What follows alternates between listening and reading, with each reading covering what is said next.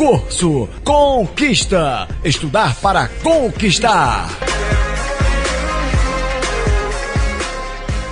Fala, minha galera, dando continuidade aí à nossa aula. Após o período pré-colonial, a partir do momento em que eu passo a colonizar com a expedição colonizadora de Martim Afonso de Souza, percebe-se uma necessidade de organizar a minha colonização. Não bastava só eu ocupar a terra, não bastava só eu entrar no território. Eu preciso organizar a minha ocupação. E como eu organizo a minha ocupação?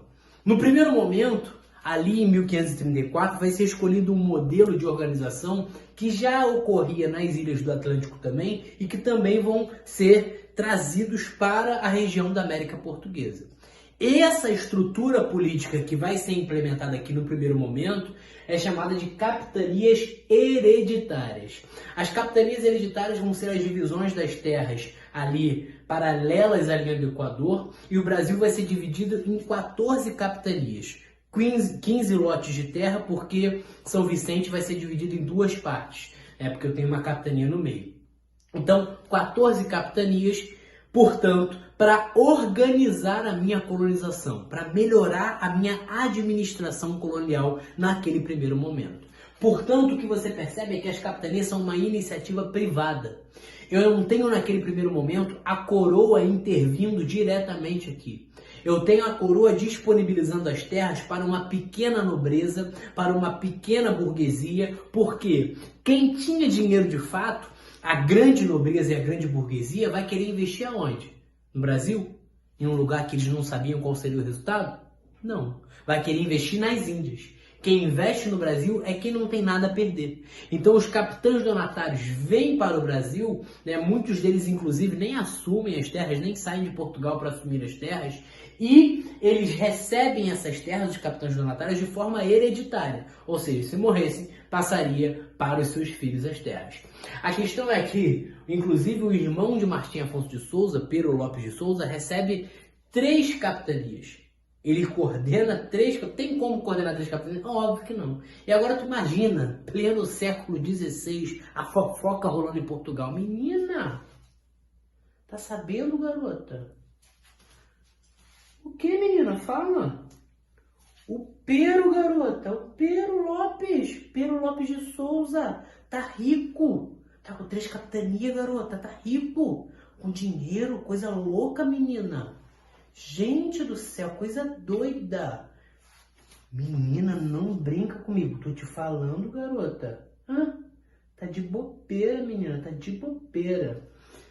Imagina a fofoca em Portugal para falar de Pero Lopes de Souza ganhando as capitanias hereditárias. Portanto, esses capitães donatários, eles recebiam, quando chegavam aqui na colônia, 2 documentos reais. O primeiro era a carta de doação, que basicamente o rei abria mão dessas terras, ele doava essas terras para os capitães donatários. E também recebia a carta foral, que eram os direitos e os deveres desse capitão donatário. O que você precisa saber é que a coroa já está deixando bem claro, apesar de estar disponibilizando as terras para a iniciativa privada, ela sempre vai querer estar presente de alguma forma.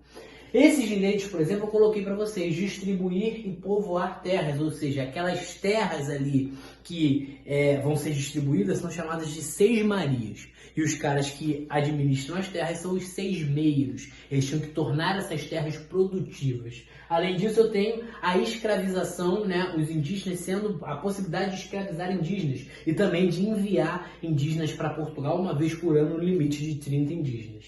Outra coisa, 20ª parte nos lucros de pau-brasil também é um outro direito. 20ª parte dos lucros de pau-brasil vão ser dos capitães donatários.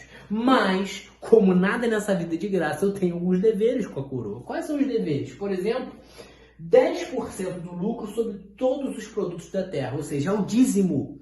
10% de todo o lucro em cima dos produtos da terra vai ser destinado para Portugal. Outro exemplo aí, 1/5 de metais preciosos, caso fossem encontrados. Então, se eu achasse metais preciosos naquela região, 1/5 seria destinado para a coroa. Beleza, então as capitanias elas vão se desencadeando, vão se desenvolvendo e vão ganhando ali forma e tudo mais, mas o que acontece as capitanias dão certo? Não dão certo. O resultado é que as capitanias elas vão fracassar. As capitanias fracassam e somente 2 capitanias vão adquirir sucesso, vão obter sucesso. São as capitanias de Pernambuco e São Vicente. Então, eu tenho 2 capitanias de todas essas capitanias até então que vão obter sucesso. Só Pernambuco e São Vicente. Pernambuco, inclusive, que vai ser administrada ali por Duarte Coelho. Pernambuco vai se caracterizar por uma região muito produtora de açúcar, uma região que vai ganhar muito dinheiro na produção de açúcar. Eu te pergunto, por que só Pernambuco e São Vicente que obtém sucesso? Quais são os motivos para isso? Os motivos, eu coloquei um bizuzinho aqui pra tu, uma diquinha braba. Ah, pessoal, nunca vi essa dica. Claro, tu nunca teve aula comigo, pô. Se tu tem aula comigo, é só essa história, né? Tu já tá ligado. Então, olha aí.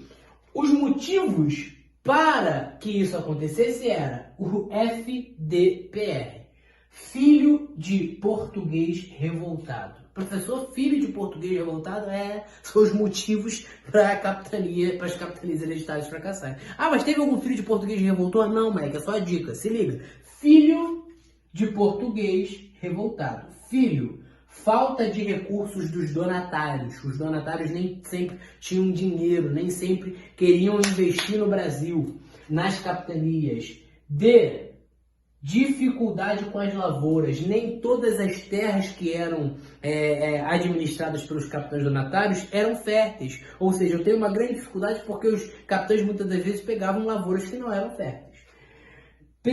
Português, problema de comunicação com a coroa. Moleque, deu merda lá na capitania. Índios invadiram os caracas. Irmão, chama o rei, chama a coroa, chama a coroa. Tem e-mail? Tem WhatsApp? Tem fax? Moleque, mandei a carta em setembro. Ela só ia chegar em fevereiro e janeiro. Olha a merda da parada. Então, quando chegasse lá, a capitania provavelmente já estava destruída. Ou seja, existe um grande problema de comunicação com a coroa por conta dessa distância. Não tinha como a coroa intermediar em nada. Além disso, o R aí de revoltado. Resistência, revolta indígena. Os indígenas, obviamente, não são um papel em branco que aceitam tudo de forma, tranquila. Não, vai me escravizar, chega aqui, tá maluco? Obviamente não. O indígena não é acomodado, o indígena resiste, o indígena tem um grande papel de resistência e vai ser um dos fatores aí principais para que as capitanias não vinguem. Por quê? Eles saqueiam as capitanias hereditárias, eles invadem, eles fogem e fazem uma série de coisas. Beleza, galera? Então, fica com essa linha aí, se você quiser tirar print, arrebenta nesse print. Tamo junto, um abraço. Fala, minha galera! Continuando aqui a administração colonial, nós temos, por exemplo, com as capitanias hereditárias fracassando por conta lá do filho de português revoltado, todos os fatores que levam a quase todas as capitanias a entrarem em colapso, menos Pernambuco e São Vicente, a coroa percebendo uma necessidade de meter a mão naquela colonização. Quando eu falo assim, tá dando ruim, hein? A gente tem que se meter nisso aí porque tá ficando esquisito o negócio. A colonização estava indo por água abaixo, as capitanias estavam entrando em declínio, estavam fracassando, a sua grande maioria fracassam, tirando Pernambuco e São Vicente, e a coroa percebe uma necessidade de aumentar a centralização política com relação à região da América Portuguesa. A coroa percebe uma necessidade de se aproximar um pouco mais. Deixa eu só dar uma olhadinha aqui de perto só para ver como é que tá isso aí. Então a coroa começa a tomar novas medidas que centralizam o poder nas mãos da coroa, diferente do que era antes. As capitanias são uma iniciativa privada que eu basicamente dou aquelas terras para os capitães donatários. A partir do momento que isso começa a não dar certo, a coroa precisa meter a mão, a coroa precisa intervir. E aí que vem o nosso chamado famoso governo geral. Começa em 1548, chegando aqui o primeiro governador geral em 1549. O governo geral, diferente da capitania hereditária, é uma iniciativa estatal. Então, enquanto a capitania é uma iniciativa privada, o governo geral é uma iniciativa estatal. O que tem aqui nesse governo geral? Uma intervenção maior da coroa na colonização. Então, existe uma centralização política administrativa da coroa nesse processo de colonização a partir de 1548, percebendo que a tentativa de capitanias hereditárias não deu certo. Até porque muitos capitães, como eu falei, nem vieram para o Rio, nem vieram para o Brasil, nem vieram para o Brasil. Não chegam a assumir, a tomar posse das capitanias. Então isso vai entrar em colapso. Quando esses governadores gerais, que basicamente o governador geral é o representante do rei na colônia, chegam no Brasil, eles chegam com um documento, um regimento, escrito em 1548, chamado de Regimento de 1548. Brabo, é óbvio, né? Escrito em que ano? 1548, seu brabo. 1548, ou também Regimento de Tomé de Souza. O que eu quero com esse regimento? Só vale ressaltar, como eu coloquei aqui, que o governo geral não quer abolir as capitanias. O objetivo do governo geral é fortalecer as capitanias. As capitanias só vão ser abolidas só no período pombalino, só no século XVIII. Por enquanto, o meu objetivo é fortalecer essas capitanias, ainda que eu diminua o poder dos capitães donatários que aqui comandavam as regiões. O regimento de 1548, também chamado de Regimento de Tomé de Souza, dava algumas diretrizes, alguns passos, alguns caminhos para esse governador geral e para os demais governadores que viriam posteriormente aí a Tomé de Souza. Quais são essas diretrizes? O que ele podia, o que ele não podia, o que ele tinha que fazer, o que ele tinha de benefício, o que vai mudar? Coloquei aqui para você algumas coisas. Vem comigo, seu bravo. Comanda a defesa militar da colônia, ou seja, a defesa da colônia, a proteção da colônia, interna e no litoral também, vai ser de responsabilidade do governador geral. Ah, professor, quer dizer que ele vai lá? Tô defendendo, hein? Ó, vem não, hein, moleque? Ó, não é isso. Ele tem pessoas que vão a mando dele, mas o governador geral é o responsável pela defesa militar da colônia.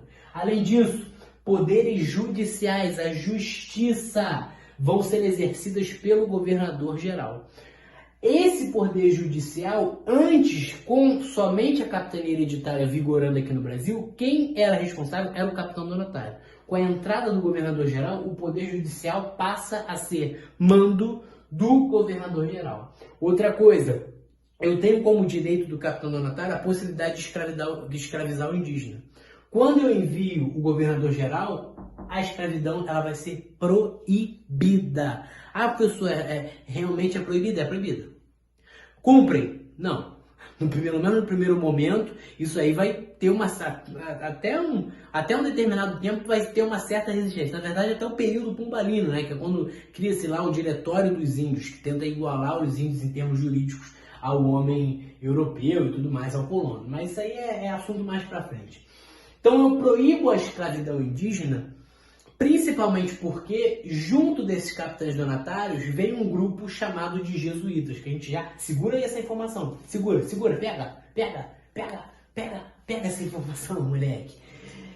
Além disso, eu tenho aí a criação de alguns cargos auxiliares, cargos que vão auxiliar o governador geral. Eu tenho, por exemplo, o ouvidor-mor. O ouvidor-mor é o cara que ouve. Ouve para quê? Para julgar. É o cara responsável pela justiça, por criar leis, por promover leis. O capitão-mor, que é o responsável pela defesa. Defesa do quê, teacher? Sou bilíngue, moleque, me respeita. Defesa do litoral. Litoral do Brasil que era constantemente invadido, né? Vai ali precisar da... Ah, professor, ajuda? Ajuda. Soluciona? Não, continua sendo invadido. Tem a França, tem a Holanda que vai invadir o território. Provedor-mor é o responsável pela fazenda. Pô, legal, professor, o cara cuidava de boi e cavalo? Não! Nada a ver com cavalo, com boi, com fazenda. O que é o Ministério da Fazenda que você conhece? É o Ministério responsável pelas finanças, né? Então, o provedor-mor é o cara que provê, é o cara que está ligado ao financeiro, ao dinheiro. E aí, eu tenho Junto ali com o governador geral, eu tenho os primeiros governadores gerais. Basicamente, os 3 primeiros são os caras que você precisa saber. E aí eu já desenrolei uma dicasinha aqui braba para tu, assim como filho de policial, filho de português revoltado, é o FDPR. Eu tenho aí os primeiros governadores. Quais são os primeiros governadores? Para tu nunca mais esquecer, é o TDM. Tesão demais mata. Ah, brabo. Tesão demais mata, dá ruim. O que é o tesão demais mata? Tesão, Tomé de Souza, demais, Duarte da Costa, mata, Mendes Sá. Tesão demais mata, Tomé de Souza, Duarte da Costa e Mendes Sá. Tomé de Souza é o primeiro governador geral. Chega aqui em 1549, fica até 1553. Se você quiser puxar uma setinha para cá, para o teu caderno, coloca aí as principais coisas que acontecem no governo de Tomé de Souza. Eu tenho o início da pecuária, o início das entradas, que era uma iniciativa estatal que ia cada vez mais para o interior, buscando por metais preciosos indígenas. É a mesma coisa que os bandeirantes, só que os bandeirantes são iniciativa privada. Eu tenho aí a formação do primeiro bispado na Bahia, em 1551, como o primeiro bispo ali, né? O Pero Sardinha. Além disso, eu tenho Salvador, né? Bahia, Salvador, sendo a capital ali do Brasil. Bahia, Salvador sendo a capital do Brasil, antes de dividir entre o estado do Brasil e o estado do Maranhão. Nesse momento, a Bahia vai ser a capital de tudo, né? Salvador vai ser a capital de tudo. Outra coisa que eu tenho a chegada de um grupo católico chamado de jesuítas. A Companhia de Jesus vai ser criada no Concílio de Trento, que é uma reunião, né, da Igreja Católica que começa em 1543, termina em 1565. E o Concílio de Trento vai criar a Companhia de Jesus. É criada por um comandante espanhol chamado de Inácio de Loyola.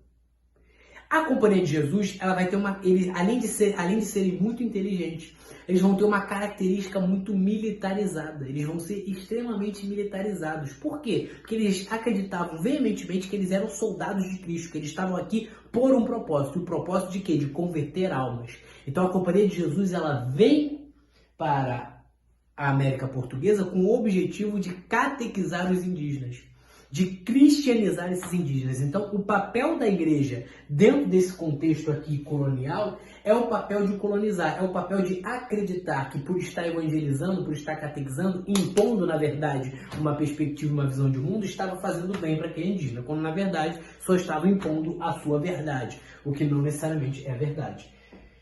Caraca, caraca, chamei na filosofia agora que tu ficou bolado. Olha aí, então. Além disso, eu tenho aí o líder, né, dos jesuítas, Manuel da Nóbrega, vindo com Tomé de Souza e com um grupo de jesuítas para catequizar os indígenas. O segundo governador, Duarte da Costa, eu tenho a fundação do Colégio São Paulo, em 1554, que vai fundar a Vila de São Paulo, que vai dar origem a São Paulo, que você conhece hoje. Além disso, eu tenho a vinda do segundo grupo de jesuítas, agora liderado por José de Anchieta. José de Anchieta, que era inteligente demais. É o cara que vai traduzir a Bíblia para o tupi, só para se aproximar cada vez mais dos indígenas e conseguir, de forma mais eficaz, catequizar os indígenas. Então veja, portanto, que esses jesuítas e a igreja, portanto, na colonização, vai ter um objetivo religioso. A consequência econômica, ela acontece, mas o objetivo principal, o objetivo primário é a conversão de almas. A igreja, portanto, ela vem para converter as almas e ela só vai aceitar a escravidão indígena no caso de guerra justa. Professor, o que era guerra justa? Cheguei no indígena, o indígena não aceitou ser colonizado, esse indígena vai ser escravizado. Por quê? Porque aí sim a guerra é justa, porque ele não aceitou ouvir a palavra de Deus. Eu tenho aqui também no governo de Duarte da Costa a invasão dos franceses na França Antártica, em 1555. E esses franceses vão ser expulsos aqui, ó, no governo de Mendes Sá. Em 1567 vão ser expulsos com a ajuda do seu sobrinho Estácio de Sá. É nesse período aqui, em 1570, que existe uma grande intensificação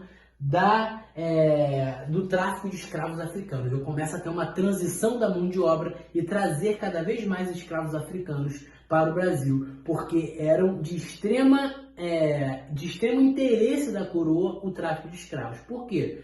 Porque a exploração da mão de obra indígena não gerava lucros para a coroa. o tráfico de escravos africanos gera lucro direto para a coroa. Beleza, galera? Então, se quiser tirar print, arrebenta nesse print. Foi? Tamo junto. Um abraço.